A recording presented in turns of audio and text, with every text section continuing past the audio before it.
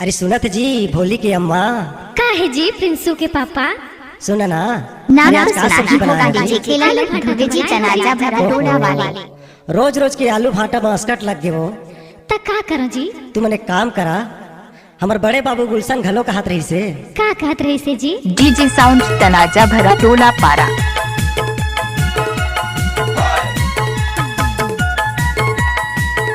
दादा रे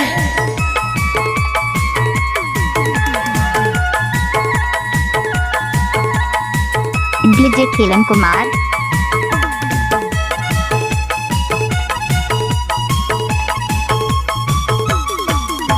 बना दे बाई वो पताल के झोझो, बना दे गोरी मोर पताल के झोझो।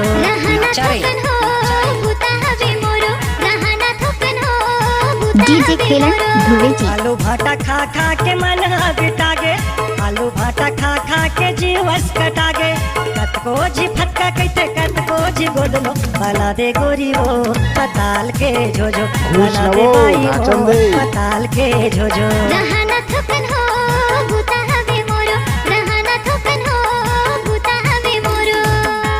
डीजे खेलन राज।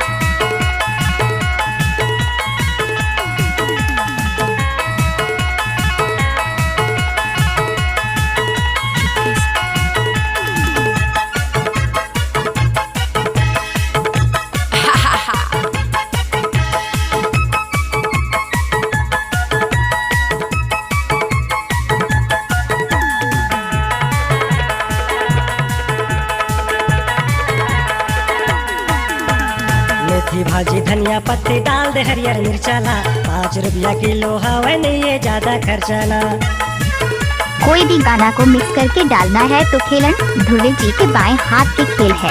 मेथी भाजी धनिया पत्ती डाल दे हरियर मिर्चाला, 5 रुपया किलो हवे नहीं ये ज्यादा खर्चाला। गोबर अंगना होए नहीं है पारे है सब काम है, काहे के तोला चिंता नहीं है बड़ा धावे घाम है। अपर में सधाए हम खाए पर वो झोझो, अपर में सधाए हम खाए पर वो झोझो।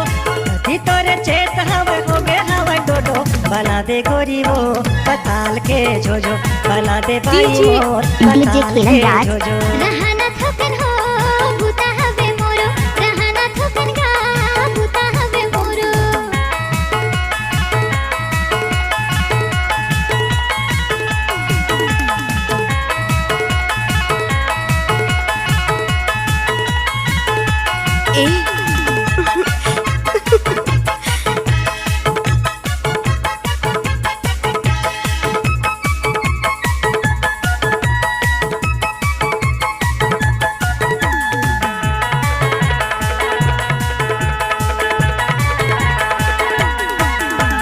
पहला लतै मानच नहीं कर थसतै बकवास वो, देखल ले तो न छोड़ दे दे तलाको। मिक्स बार डीजे खेलन धुगे जी। कहना ला मोर मानच नहीं कर थसतै बकवास वो, तोर कंडीशन बने काऊ। छोड़ दे तलाक वो। थोर थोर कन बात मा तुम काहे गुस्सा ना जी, कैसे मैं समझाऊं तोला हो गे हज धाजी।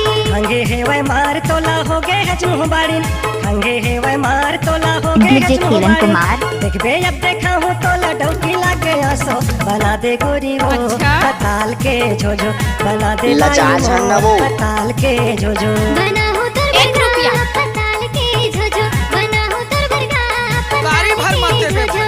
आलू भाटा खा खा के मन बिटागे, आलू भाटा खा खा के जीवस गजब कटागे। आइटम है रे। कतको जी फटका कहते कतको जी गोदलो, बना दे गोरी वो आजा, आजा। पताल के झोझो, बना दे बाई वो कैसे पताल के करथस रे? झोझो। बना हो तोर बरगा पताल के झोझो, बना दे बाई मोर पताल के झोझो, बना हो तोर बरगा पताल के झोझो। डीजे साउंड बना दे तनाजा बाई भरा मोर टोला पारा। पताल के झोझो, बना हो तोर बरगा जाओ रे। पताल के झोझो।